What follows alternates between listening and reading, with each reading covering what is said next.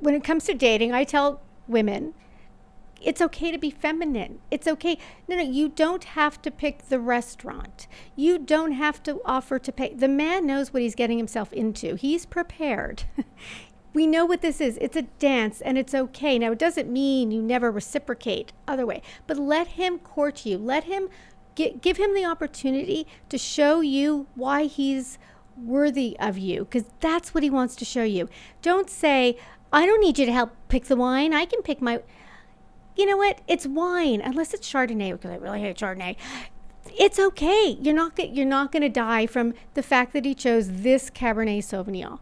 Just let him do it. It's okay. He wants to give to you. In fact, a great way to turn men on is to ask him to help you. I kind of feel like a lot of this has to do with, at some point, there was a fracture in our society that resulted in two different factions, I guess, right? Mm-hmm. We have the culture war today. A lot of people trying to figure out if it's left versus right, nationalist versus globalist, or authoritarian, whatever. And when I hear stories like this, you as a guy, you never know what ideology the woman holds. Mm-hmm. And so are you even allowed to make a move on the woman as it is? So you mentioned the guys want to court you. Well, if you go to like a sports pub, you're probably going to bump into a guy who knows nothing about critical theory and feminism, and he'll probably start hitting on you. Mm. If you're in a big city, though, and you go to like a hipster bar, the guys won't go anywhere near you because you're not allowed to. Right. So, I mean, you look at that video that went viral. You see it was 10 hours of walking in New York as a woman. Remember that one? Oh, yeah. So some of these things that were depicted as wrong was a guy saying, howdy, or like, nice day, or how you doing? And hello. It's terrible. If that's the message we're getting from mainstream media, then what guy is going to risk his reputation, his career, and then even if he does get married, get divorced at some point, and then just lose everything and his kids? Mm-hmm. Society is currently being set up in a way that is telling men to do everything they can not to get married, and they're happy. No responsibility. They can sit around playing video games all day. I think it's bad for the spirit and in the long term, the purpose and of our society. But I think this is just another factor that's resulting in the collapse of American culture and Western culture. Yeah. I don't know what it is. I don't want to say it's that we have too much freedom or anything like that, that we can choose to just self-gratify, right? Mm-hmm. We are a wealthy, successful country, so we can play video games all day. We can drink Mountain Dew and eat Taco Bell and not have to worry about a thing. I don't think that it's our choice, our ability to do these things. I think it's the pressures of man, I go back to like what we were mentioning earlier with doubling the workforce in a short amount of time. Mm-hmm. As soon as people were like, we should have women in the workplace if they so choose, it became part of a movement that they should be in the workplace. Right. All of a sudden, then you double the workforce without increasing demand, and everyone's competing and wages are dropping. Mm-hmm. Then they say, okay, we got to have a minimum wage to guarantee it, but there's still not enough jobs, so then some people don't have jobs. Once that happens and everyone's wages are depressed, there's a lot of other factors as to why that happens. You have all of these factors building up over decades that result in a generation of people who are not compatible in terms of long-term relationships and families. Yeah. No, it's depressing and it's sad. And I think that we are too focused on the narratives of how to be a woman means, to be president of the United States, to be vice president of the United States, to be the top echelon of everything. And all the power to every woman, and I certainly strive in my own career, my own life, to reach my potential. And I'm so grateful to live in a country that enables me to do that. But the truth is different than the narrative. And the truth is that most women become mothers. Most women want to be mothers, which isn't to say that there aren't women who are child-free by choice, and I honor and champion the choice. Everybody should do what they need and want to do. The issue is that men are feeling, and I hear what you're saying, why should I get off the couch? First of all, I can sext her, and because she likes me and wants my attention, she'll sext back, so I don't even need to take her out on a date, right? And if I take her out on a date, she's going to make me feel like I'm not a man because she's going to like not let me participate in. I don't think that's an issue. No? No, I mean, it maybe it depends on generation, you know. So maybe older guys really want that.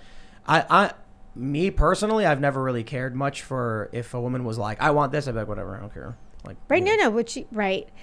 So, what women want? So, modern women want old-fashioned romance. Now, many feminists will say no, that's not true, but that's really what women want, and partly because they are working so hard. They are working hard in their career, those who have careers, right? They're working hard there. But also, they are nurturers. So they're working on their friendships. And their girlfriends that call them upset. They're working, you know, making sure their parents are okay, that their siblings are okay, their neighbors are okay. They do a lot because of their own innate sense of taking care of people and taking care of the children in their life, etc. And they want to know when they're with a guy that all he has to do is just say, meet me at this restaurant at 7 p.m. That is like such a thing that women want. It makes them feel so good. So a guy, like, I don't care if she picks a place, like whatever she wants. Like, I mean, if there's a place like around the corner from her that care. It's funny. It starts to sound to me like feminism is one of the worst possible things for women in the long run, and one of the best possible things for guys in the long run, from a very like, what's the right way? From a sort of mathematical perspective. So guys used to have to work really hard, backbreaking labor, you know, wiping the sweat off their brow, covered in dirt, going down to the coal mines. Now they've got women working to support themselves, so the guys don't have to worry about it anymore. Women are they're not making the same demands of men in terms of, you know, sexual relationships. It's just go on Tinder and the guy doesn't have to worry about it. So now guys don't have to work.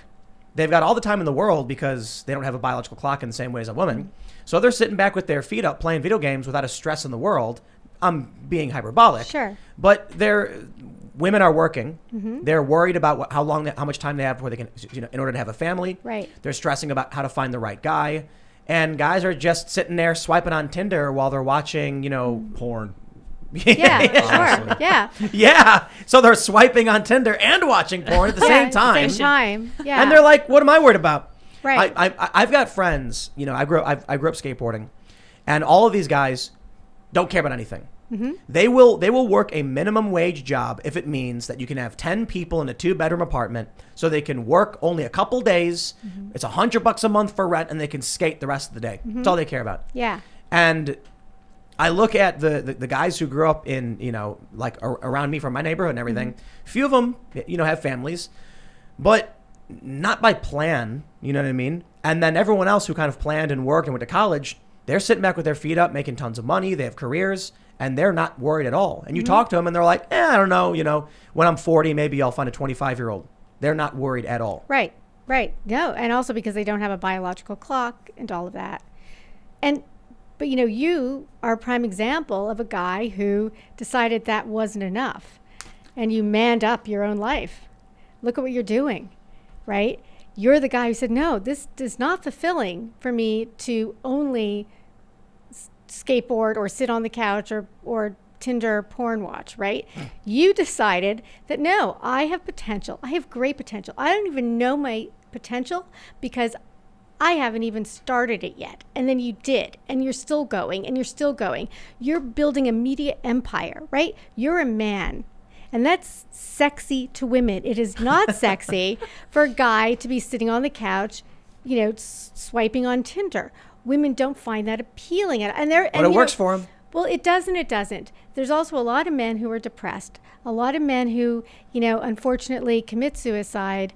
A lot of men who are overdosing, who are aimless, and they're getting older, and they don't know how to get out of it. And I'm hoping one of the silver linings of COVID is that men who are forced to be alone, that there was no other choice, maybe life needs a little more meaning. And again, that's where a partner, a woman or man in his life, can help him get there. Thanks for checking out this clip from the Timcast IRL podcast. If you want to see the full show, come back to this channel, youtube.com/TimcastIRL, Monday through Friday at 8 p.m., where you can leave comments and super chat, and we actually will read your comments on the show. Don't forget to like, share, subscribe, and if you want exclusive members-only content, segments you can't get anywhere else, go to timcast.com, become a member, and we even have full bonus episodes. Thanks for hanging out, and we'll see you all next time.